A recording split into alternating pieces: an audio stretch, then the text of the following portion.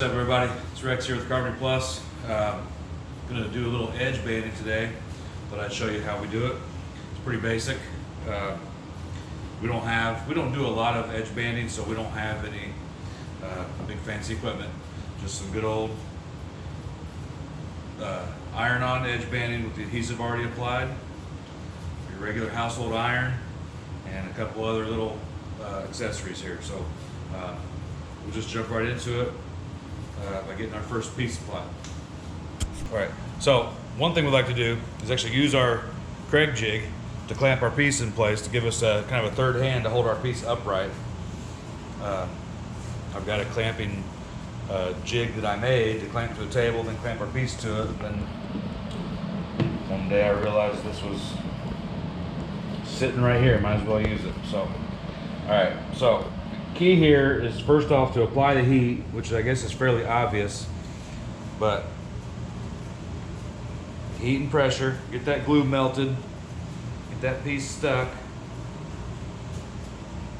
And here's the part I think is important. As you remove the heat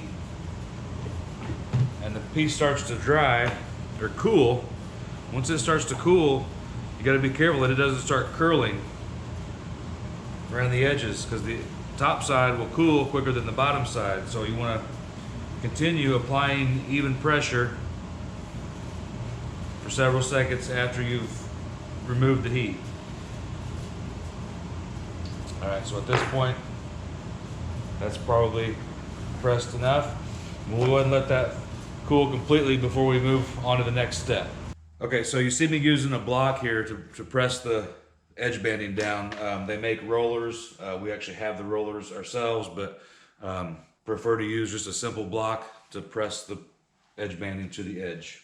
Okay, so when it comes to trimming up the excess, I just like to simply just use a sharp knife to cut the length.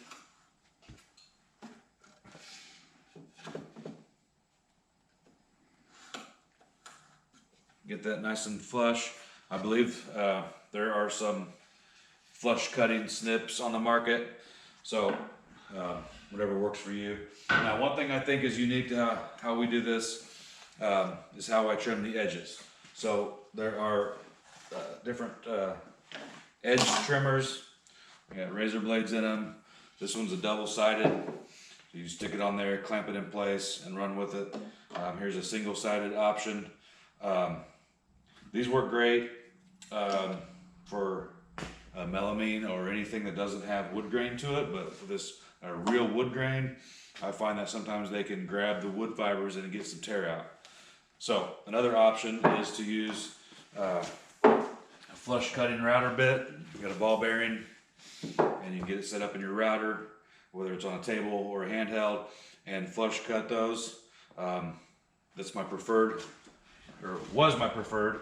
But what I also want to do is I want to add a little round over. I want to ease these edges just slightly. So we're going to use the router table here.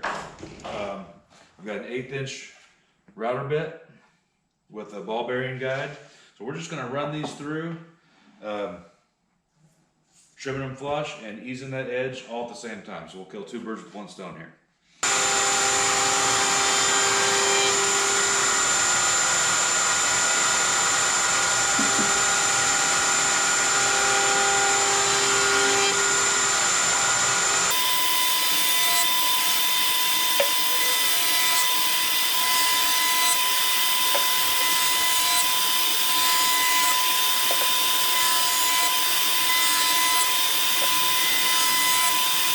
Okay, so there you have it. That's our quick and simple process for applying the edge banding and trimming up the edges, and hope it was helpful.